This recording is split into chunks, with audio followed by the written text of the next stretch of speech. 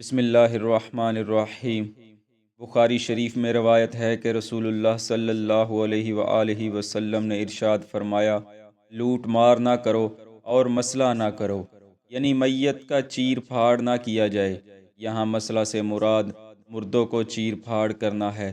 علماء کرام بیان کرتے ہیں کہ مسئلہ سے مراد مقتول کے اعضاء یعنی کان، ناک یا شرمگاہ وغیرہ کاٹنا ہے تاکہ لاش کی تذلیل کی جائے۔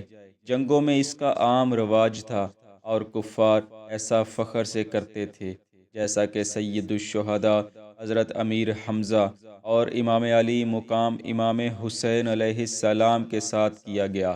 اسلام چونکہ ایک سنجیدہ دین ہے تو پیارے آقا صلی اللہ علیہ وآلہ وسلم نے جنگوں میں بھی اور دشمنوں کے ساتھ مسئلہ سے روک دیا۔ البتہ اگر کسی قاتل نے اپنے مقتول کے ساتھ قتل سے پہلے یا بعد میں ایسا سلوک کیا ہو تو اس کے ساتھ بھی وہی سلوک اسی طرح کیا جائے گا تاکہ قصاص کا حق ادا ہو اور اس فعل کی حوصلہ شکنی ہو۔ ناظرین، اس حدیث پاک کہ مسئلہ نہ کرو یعنی میت کا چیر پھاڑ نہ کرو کو بیان کرنے کا مقصد یہ ہے کہ آیا وہ عورت کہ جو اس دوران زچگی یا حمل وفات پا جائے اور اس کے پیٹ میں بچہ زندہ ہو تو کیا اس کا پیٹ چاک کر کے زندہ بچے کو نکالا جا سکتا ہے؟ اگر نکالا جا سکتا ہے تو اس مردہ عورت کا پیٹ چاک کرنا کیا میت کا مسئلہ کرنا شمار ہوگا یا نہیں؟ یہی ہم اپنی آج کی ویڈیو میں بیان کریں گے۔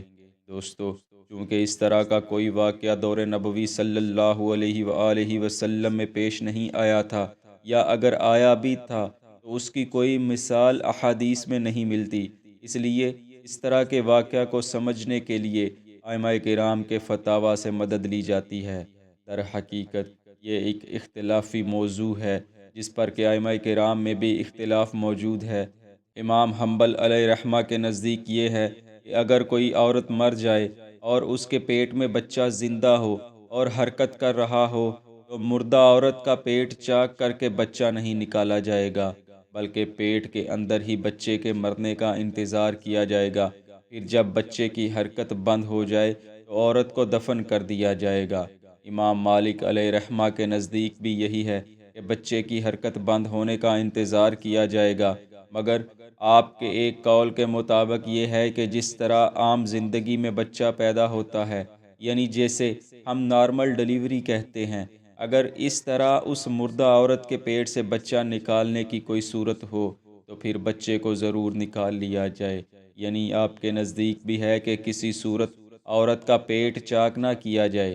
اسی ضمن میں امام اعظم ابو حنیفہ علیہ رحمہ کا فرمان ہے، اگر ایسی صورت بن جائے کہ عورت مر جائے اور بچہ اس کے پیٹ میں زندہ ہو اور حرکت کر رہا ہو تو بائیں جانب سے عورت کا پیٹ چاک کر کے بچے کو نکال لیا جائے، اور ایسا کرنا جائز ہے اور اس پر کچھ گناہ نہیں، بشرطی کہ بچہ زندہ ہو۔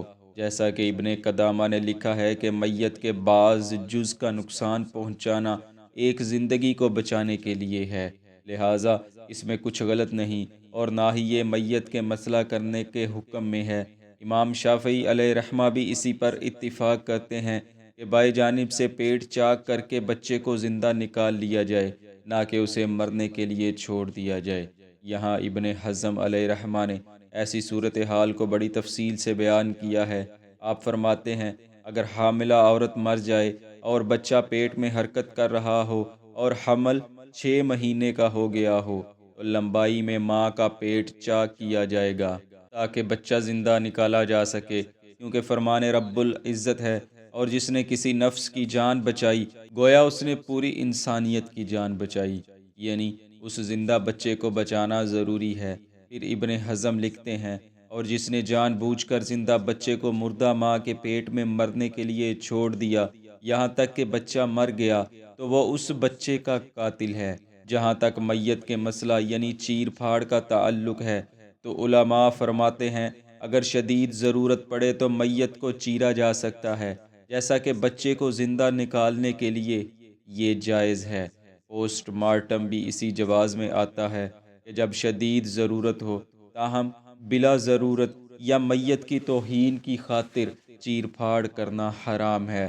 کیونکہ ایک مسلمان کا احترام جس طرح زندگی میں تھا وفات کے بعد بھی باقی رہتا ہے، جیسا کہ ام المؤمنین سیدہ عائشہ رضی اللہ عنہا کی اس روایت سے ثابت ہے کہ رسول اللہ صلی اللہ علیہ وآلہ وسلم نے فرمایا، میت کی ہڈی توڑنا زندہ انسان کی ہڈی توڑنے جیسا ہے۔ بس اس تمام مضمون سے یہ ثابت ہوتا ہے کہ بچے کو زندہ نکالنے کی خاطر مردہ عورت کا پیٹ چاک کیا جا سکتا ہے، اور یہ مسئلہ میں یا میت کی حرمت کی پامالی میں داخل نہیں ہے۔ اسی طرح حاملہ میت کے پیٹ میں بچہ حرکت کر رہا ہو اور بچہ 6 مہینے کا ہو گیا ہو تو جس بھی طریقے سے ہو بچہ پیٹ سے نکالا جائے گا۔ ہم امید کرتے ہیں یہ ویڈیو آپ کے علم میں اضافے کا باعث بنی ہوگی۔ اپنی قیمتی رائے سے ضرور آگاہ فرمائیں۔ اللہ پاک آپ کا اور ہمارا حامی و ناصر ہو، آمین۔